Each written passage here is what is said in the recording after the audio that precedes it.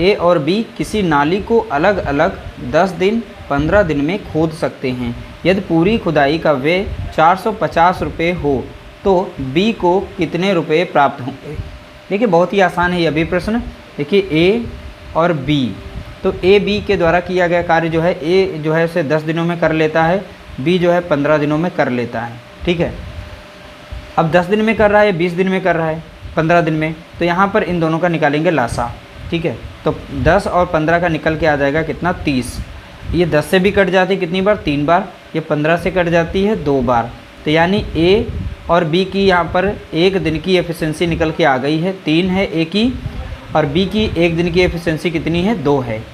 ठीक है, तो यहाँ पर जो भी एफिशिएंसी आई है इनका हम करेंगे योग कर लेंगे। तो 3 2 कितना हो जाएगा, 5 हो जाएगा। ठीक है, अब यहाँ पर पूछा गया था बी। अब भाई जिस एफिशिएंसी में काम करते हैं उसी एफिशिएंसी में उनको पैसा भी मिलेगा। तो यहाँ पर जब बी का पूछा गया है कितने रुपए प्राप्त होंगे, तो बी का निकालेंगे। तो बी की एफिशिएंसी कितनी है, 2, और टोटल एफिशिएंसी का मान कितना यहाँ पे आया था, 5 रुपये। कितने बांटने हैं टोटल में से, यानी 450 में हिस्सा बताना है बी का कितना है। तब 5 से काट देंगे, 5 1 5, 5 9 45, 1 0। तो यहाँ पे 9 2 18, यानी आ जाएगा 180 आ जाएगा। तो यहाँ पर बी का हिस्सा जो है 450 में कितना है, तो आप बताएंगे 180। ऑप्शन सी यहाँ पर इसका राइट आंसर है। अगला प्रश्न दिया गया, ए ने किसी काम का 1/3 भाग किया, बी ने 2/5 भाग तथा सी ने शेष काम किया। जो बचा हुआ काम था वो सी ने पूरा किया। पूरे काम की मजदूरी यहाँ पर 1350 रुपये मिली। तो सी की मजदूरी ज्ञात कीजिए। यहाँ पर बताना सी की मजदूरी क्या होगी। अब देखिए यहाँ पर ए के द्वारा जो दिया गया है कार्य बताया गया है, ए और बी और सी। तो ए जो एक कार्य का कितना भाग करता है, 1/3 भाग करता है, और जो बी है वो 2/5 भाग करता है। ठीक है, इतना भाग कर रहा है। अनुपात में लिख लेते हैं इनको। अब यहाँ पे सी के द्वारा जो कार्य किया हमें नहीं पता, यानी दोनों, अब जो शेष काम बचा था उसमें से मान लेते हैं हमारा एक काम पूरा था। ठीक है, उसमें से माइनस कर लेते हैं इन दोनों ने जो काम किया है, क्योंकि वो तो काम घट जाएगा एक काम से। तो इसमें से हम ब्रैकेट में रख लेंगे 1/3 और प्लस करेंगे दोनों ए बी का काम, और फिर बचा हुआ जो ए बी का काम माइनस कर देंगे पूरे काम से, तो सी का निकल आएगा। तो इसलिए 2/5 यहाँ पे रख के इनको हम जोड़ लेंगे, यहाँ से एक काम की दूरी निकाल लेंगे। जब इन दोनों को सॉल्व करेंगे तो सीधा सीधा गुणा करेंगे, 5 3 15 हो जाएगा, और 5 1 5 और 3 2 6। तो इधर हो जाएगा 5 और इधर हो जाएगा 6, तो ऊपर हो जाएगा 11/15।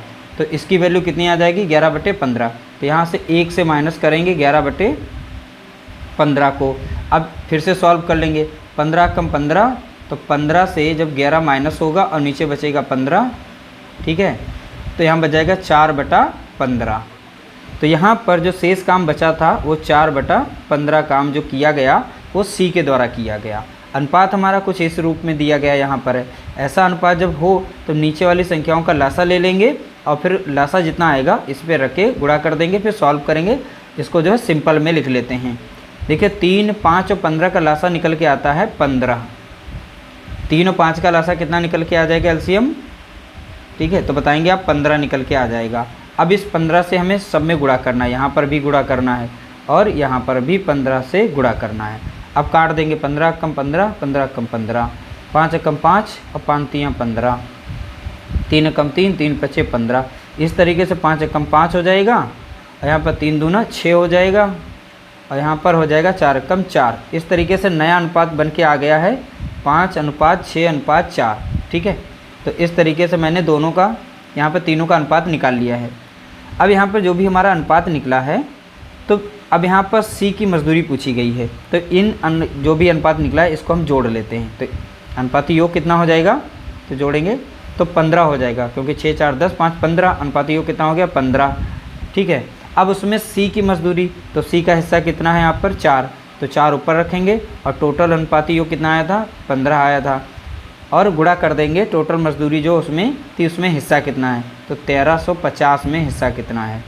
यहाँ पे 15 से काट देंगे, 15 कम 15, 15 9 135 और 1 0 था, यानी 9 36 यानी 350 360 आ जाएगा इस तरीके से, ठीक है 360।